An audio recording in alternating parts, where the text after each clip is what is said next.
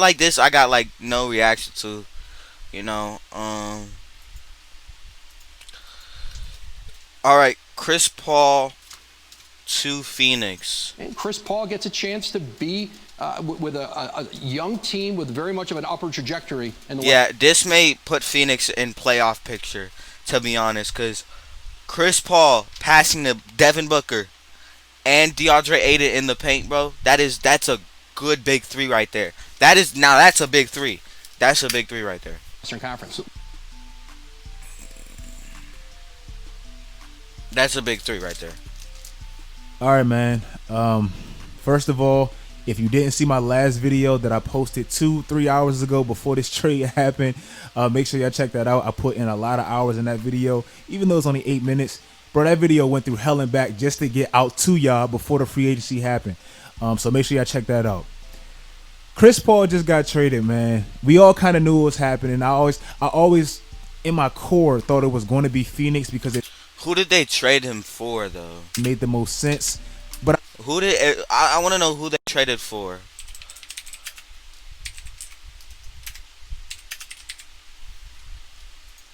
Who did they trade him for?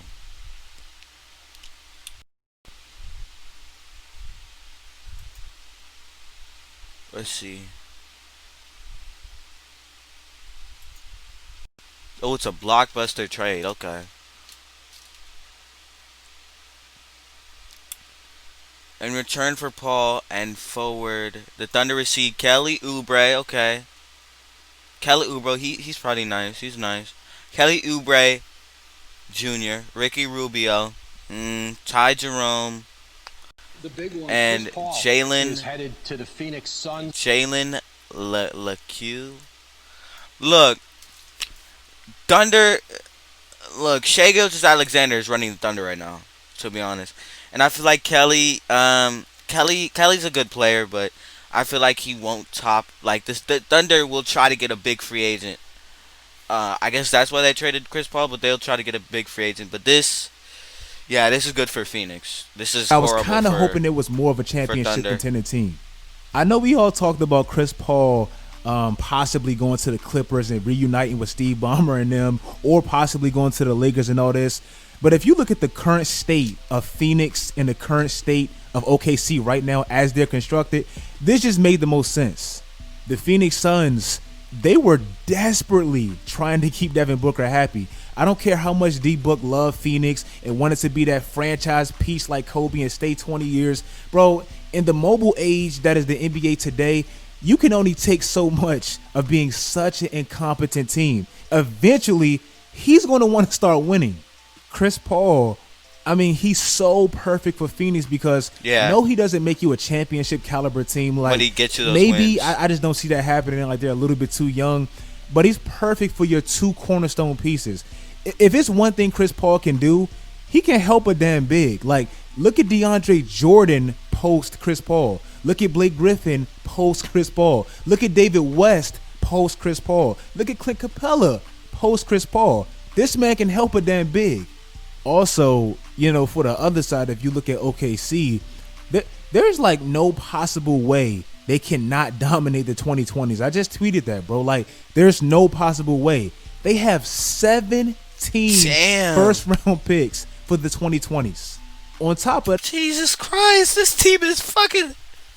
Oh my God, they got so many picks. They have arguably, if not the best talent picker of the NBA, bro. Like, Sam Presti drafted consecutive MVPs back to back to back. Yeah. And when I look at picks, I don't just look at them like, oh my God, they're about to draft all these rookies.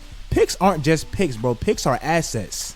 Just because they have 17 first round picks, that don't mean they have to use all 17 picks. They can use that to get possibly a star player on a bad franchise. That happens all the time. Now, really quickly, I want to touch on this real quick as well. The loser in this trade, I don't think it's Phoenix. I don't think it's OKC. I think they both got what they need at the current state of their team right now. The loser of this trade is Milwaukee. Just like I said, you know, with Phoenix and Devin Booker, Milwaukee is desperately trying to keep Giannis on the team. Like, you're probably never going to get a Giannis in the next 10 years. the best way to keep him and to put together the best team around him Giannis was need to to get leave. Chris Paul. And Giannis need to leave, and Giannis is definitely gonna leave. I really thought it made the most sense because OKC, I mean, of course you don't care about making Phoenix better because they're not going to win a championship. But typically a Western Conference team, they will feel a lot more comfortable trading outside of their conference. They smacked you in the face and trading right to Phoenix, bro. Now, if you don't land Drew Holiday, and I don't think you have the best assets to offer, New Orleans, who the hell are you going to stick with Eric Bledsoe and still, continue the exact same story because he's not it, bro. In the playoffs, he's not it. And in a half-court setting, him, Giannis, and Chris Middleton doesn't work. They lost out by not getting Chris Paul, so it makes sense for Phoenix. They got Monty Williams. They got the perfect system and the perfect team for him, especially a young team that he can help mold. But Milwaukee, they missed out.